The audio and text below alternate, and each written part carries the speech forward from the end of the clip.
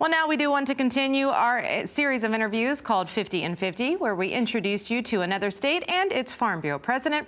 And now we turn our focus today to North Dakota. The North Dakota Farm Bureau was established in 1914, has more than 27,000 members and 50 organized county farm bureaus.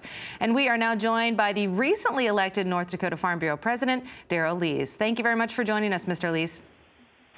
Well, it's very good to be with you, and good morning to you. Thank you. So congratulations on being elected. Tell us a little bit more about your history in farming and how you got involved with the Farm Bureau.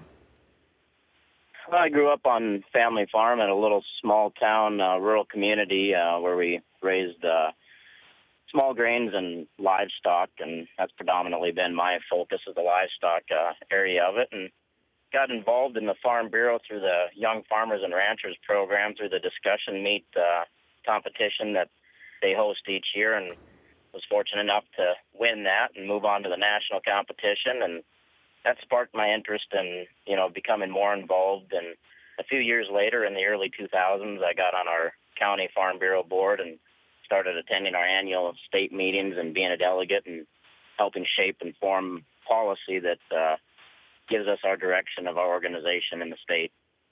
So tell us more about North Dakota. Oh, sorry to interrupt, but tell us more about North Dakota while we do have you on the line. Tell us about the most lucrative ag products you have. Well, I tell you what, it's a very diverse grain production state is probably our advantage. We have dozens of different crops that we raise, all the way from, of course, our leading crop historically has been wheat, but we've become kind of the northern corn and soybean belt as of late. We have a very diverse number of pulse crops that we raise, oil crops. It's our diversity in our grain crops is what probably gives us our advantage to our farmers to be able to go on year to year and stay competitive in the marketplace. Very nice. And let's also, of course, talk about some challenges. Of course, a lot of states this year dealt with the challenges of weather. What were some of the challenges that you guys dealt with for this year? We had this year we caught a break and had some pretty favorable weather after about 5 or 6 years of real weather challenges.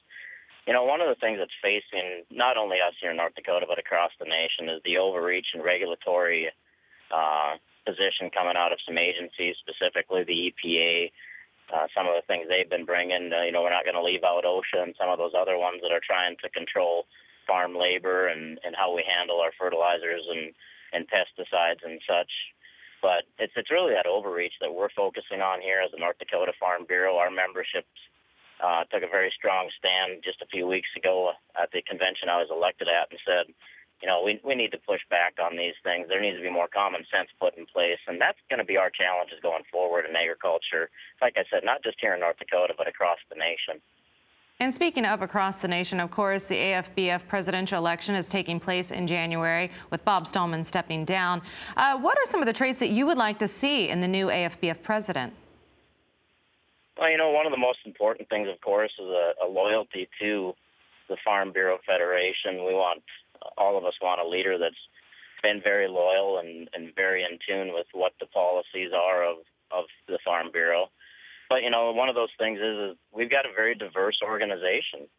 We cover all 50 states, and there's no two states that do everything exactly alike. There's some that have similarities, but someone to bridge that put a bridge across the whole nation and be able to build that bridge between different agriculture sectors, because at times, you get one sector is at odds with another one when it comes to policy, and make sure that we're staying in a united voice to make sure that agriculture, which is our historical foundation, one of our historical foundations of our country, remains that foundation going forward, and it always will be a big part of it. But we need to get that word out there also. So someone that's willing to take the time and do the things that need to be done to tell our story, because there's plenty of other organizations that want to tell our story for us, and it's not quite the story we want told. Absolutely. Very well said indeed. Well, we certainly wish you the very best in your first full year coming up in 2016 as the North Dakota Farm Bureau president. Daryl Lees, thank you very much for joining us today. We appreciate it. Thank you. Have a great day. And keep it right here on your Market Day Report. Christina has your full forecast at 10 past the hour.